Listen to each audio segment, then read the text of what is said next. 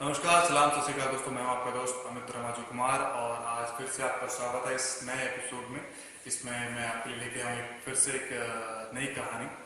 और आज की जो कहानी है उस कहानी का नाम है आखिरी नमाज। यस।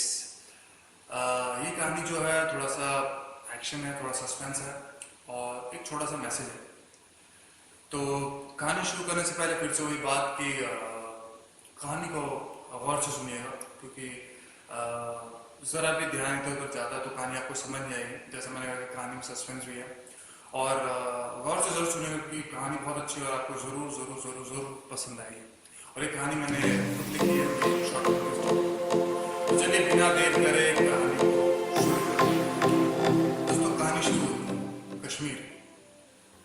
कश्मीर में एक कस्बा है और कस्बे से दूर एक अंडर कंस्ट्रक्शन बिल्डिंग है। उस बिल्डिंग की तरफ एक इंडियन आर्मी का सोल्जर हथियार लेके बढ़ रहा है। उसके हाथ में एक गन मशीन है। उसी हथियार के साथ वो उस अंडर कंस्ट्रक्शन बिल्डिंग की तरफ बढ़ रहा है और 4-5 लोग और भी हैं जो जिनके हाथों में हथियार है, जो वहाँ के लोकल लोग हैं।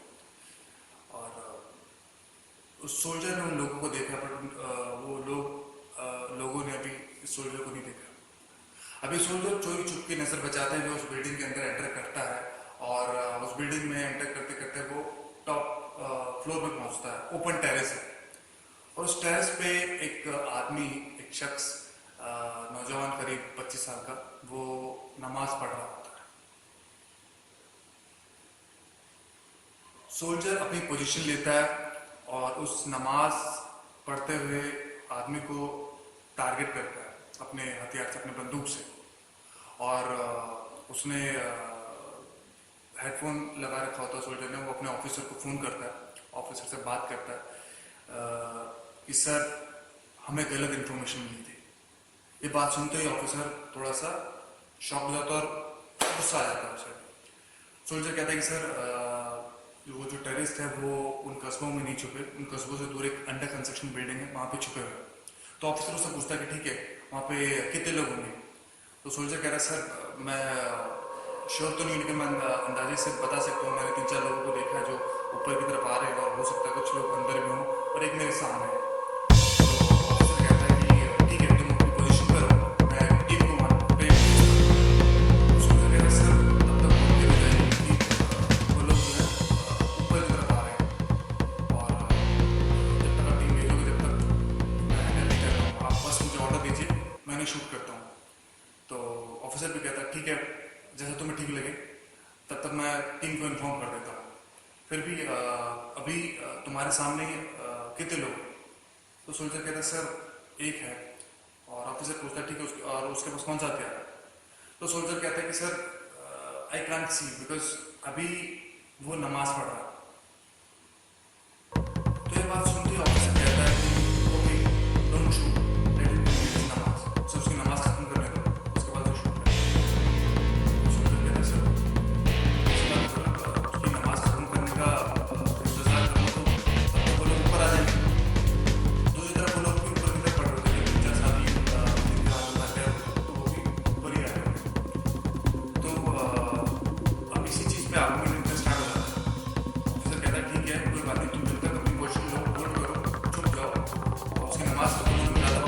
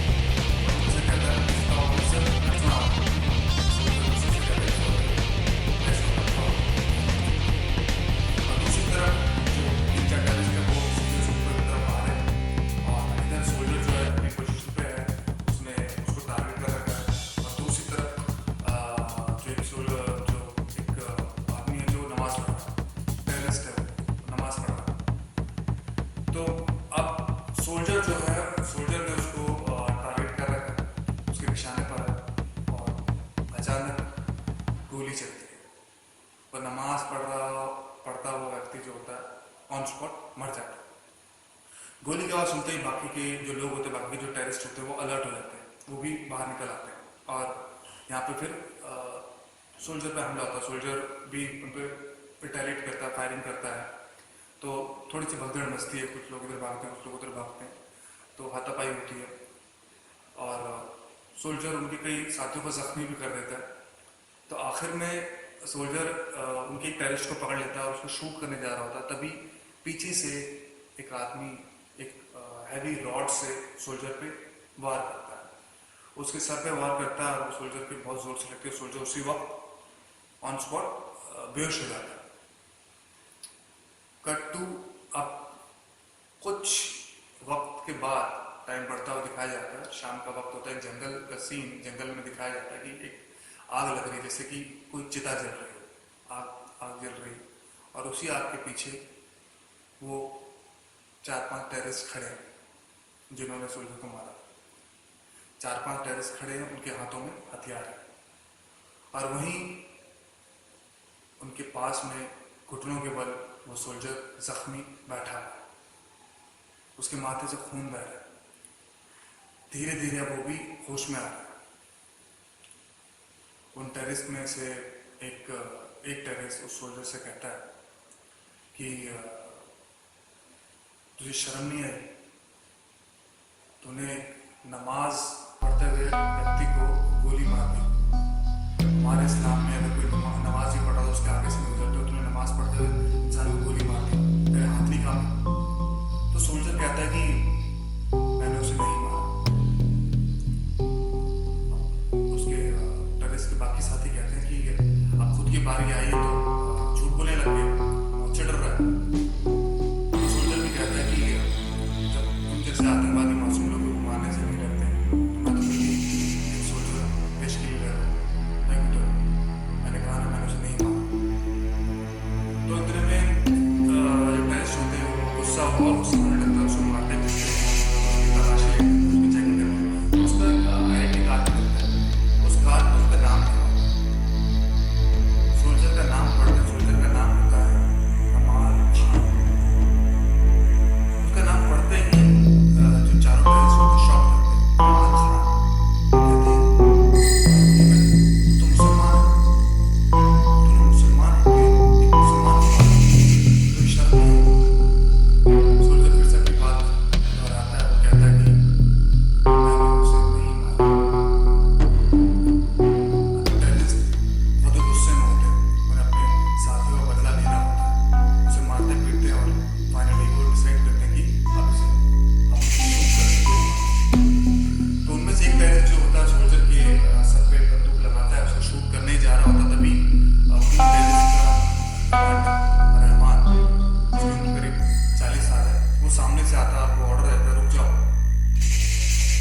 इसे इतनी आसान मौत नहीं देनी। तो उन 4 टेररिस्ट में से एक टेररिस्ट बोलता है कि भाईजान इसने हमारे खालिद को मारा, वो भी नमाज के वक्त।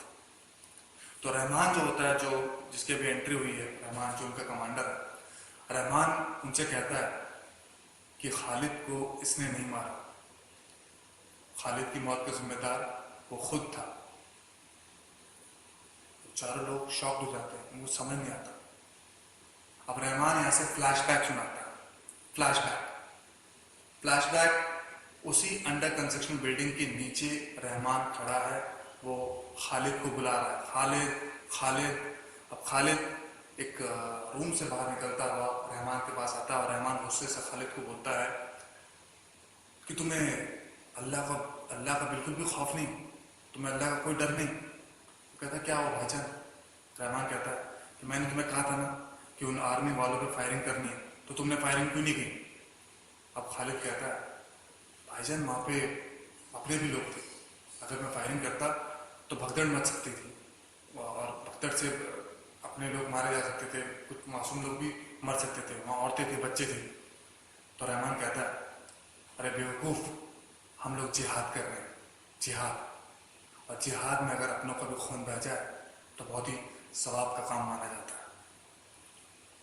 तो खालिद कहता है भाईजान अपनों का खून बहा के अल्लाह कैसे खुश हो सकता है?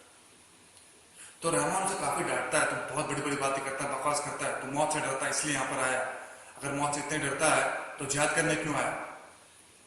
रहमान उसे कहता है कि अगर तुझे मौत से इतना ही डर है तो तू जिहाद करने क्यों आया? खालिद कहता है, भाईजान मैं मौत से नहीं डरता, अगर मुझे अपनों के लिए अपनी जान भी देनी पड़े ना तो भी मैं पीछे नहीं हटूंगा। तो रहमान मुस्कुराता हुआ कहता है, हम जानते हैं तुम मौत से नहीं डरते हो, इसलिए हमने तुम्हें अपनी टीम में रखा है और आज तुम्हें बहुत बड़ा काम करना है। रहमान उसको एक जैकेट देता है, जैकेट में बम लगा हुआ रहता है, सुसाइड बम। वो जैकेट में बम लगी हुई जैकेट खालिद को देता है और कहता है कि ये बम तुम्हें तब फोड़ना है जब आर्मी के लोग इस जगह पे ज्यादा हो। पर्टिकुलरली एक जगह का नाम बताता है और रहमान उसके माथे को चूमता और कहता है, तुम बहुत ही खुशनसीब हो जो अल्लाह ने तुम्हें इस काम के लिए चुना है। अब खालिद कहता है कि भाईजान आज तो जुम्मा है और फिर तो उस जगह पर अपने लोग भी आएंगे, औरतें बच्चे। तो रहमान गुस्से से बोलता है कि तुमने फिर से बकवास शुरू कर दी। तो रहमान काफी गुस्सा हो जाता है, काफी इरिटेट हो जाता है उसकी बात ये सुन के, और खालिद फिर से वही चीज बोलता है कि भाईजान मेरा दिल इजाजत नहीं दे रहा चीज करने का। तो रहमान बोलता है कि अगर तुमने मेरे काम को ठुकराया तो अच्छा नहीं होगा। खालिद कहता है, भाईजान मेरी नमाज का वक्त हो गया। वो मुस्कुराता हुआ उसके काम को टालकर वहां से चला जाता है और रहमान उसे गुस्से से देखता रहता है।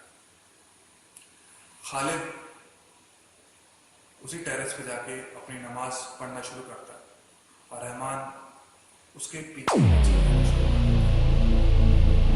रहमान से कुछ कदमों की दूरी पर सोल्जर, वही सोल्जर जो पहले आया था, वो सोल्जर उसके पीछे जा रहा था। इस सोल्जर ने रहमान को भी देखा नहीं, रहमान को अब रहमान उसी रास्ते से जा रहा था सीढ़ियों से ऊपर और इधर से सोल्जर जा रहा था कुछ कदमों की दूरी पर।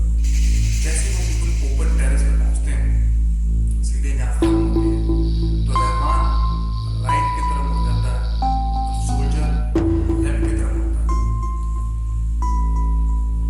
अब खालिद सेंटर में बैठ के नमाज पढ़ रहा है और रहमान इस तरफ से आगे, यहाँ पर एक वॉल होती है, वॉल के आगे खालिद के सामने खड़ा होता है और इस तरफ की वॉल पर वो सोल्जर छुपा रहता है, अपनी पोजीशन लेता है। ना सोल्जर रहमान को देख पाता है, ना रहमान सोल्जर को देख पाता है। अब सोल्जर ने बंदूक उसके ऊपर तान रखी है, टारगेट कर रखा है, वही कन्वर्सेशन चल रहा है। अब वो शूट करने जा रहा है, तभी उसको उसके ऑफिसर की बात याद आ रही है। और दूसरा सबसे इम्पोर्टेंट, यहाँ पे अब अजान की आवाज आती है, अजान, अल्लाहू अकबर अल्लाहू अकबर। ये अजान की आवाज सुनते ही सोल्जर जो होता है अपनी बंदूक को नीचे कर लेता है और सोचता है कि अजान खत्म होने के बाद ही मैं उसको गोली मार दूंगा। और जैसे ही बंदूक नीचे करता है वैसे ही गोली चलती है और वो गोली कोई और नहीं, रहमान चलाता है। रहमान खालिद के माथे पे गोली मार देता है। फ्लैशबैक खत्म होता है, बैक टू करंट सीन। ये बात सुनते ही रहमान के जो 4 साल शॉक हो जाते हैं, गिर जाते हैं। रहमान गुस्से से फिर से बोलता है कि दिमाग खराब हो गया था उसका, वो मौत से डरता था। अगर वो मौत से डरता तो जिहाद करने क्यों आया था? काफिर हो चुका था। अब सोल्जर इन 4 आतंकवादियों से कहता है, जिहाद, ये था जिहाद। ये चारों जो आतंकवादी होते हैं सोल्जर से आंख ही नहीं मिला पा रहे होते, क्योंकि ये पहले बहुत बोल रहे होते हैं कि हम जिहाद कर रहे हैं, हम अपने कौम के लिए लड़ रहे हैं, अपनी आवाम के लिए लड़ रहे हैं। लेकिन इस वक्त वो सोल्जर से आंख नहीं मिला पा रहे होते। लेकिन रहमान गुस्से से फिर से बोलता है कि हाँ, हम लोग जिहाद कर रहे हैं, तुम लोगों ने हम लोगों को गुलाम बना के रखा हुआ है, हम लोग अपनी आवाम के लिए लड़ रहे हैं, जिहाद कर रहे हैं, हम मुसलमान है। तो सोल्जर कहता है तू मुसलमान है, सच्चा मुसलमान है ना, तो तूने जिसे मारा वो भी तो मुसलमान था। ये बात सुनते ही वो 4 टेररिस्ट अपने दोस्त को याद करने लगते हैं। उनकी आंखों में उनकी आंखें हल्की सी गीली हो जाती है। उनको एहसास होने लगता है कि हाँ शायद हमने कुछ गलत करा है। रहमान भी एक तरीके से बिल्कुल स्पीचलेस हो जाता है। उसके बाद उनको शब्द नहीं मिलता कि मैं क्या बोलूं। अब सोल्जर कहता है कि तुम लोग इस्लाम के नाम पर लोगों को गुमराह कर रहे हो, इस्लाम को बदनाम कर रहे हो, मासूम लोगों को मार रहे हो।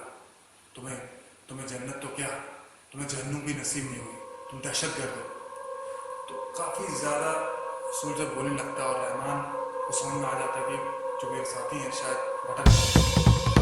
इधर से रहमान भी अपने साथी को बोलने लगता है कि ये हमें इसकी बातों में बताओ, किसी गोली मार। तो जो टेररिस्ट होते हैं वो भी दोनों तरफ की बातें सुन रहे होते हैं। उन्हें खुद समझ नहीं आता पहले तो क्या है, कश्मकश चल रही है। जैसे रहमान बोला जा रहा है कि ये हमें बहका से गोली मार। अब टेररिस्ट होते हैं उनमें से एक टेररिस्ट उठाता है सोल्जर को गोली मारने के लिए।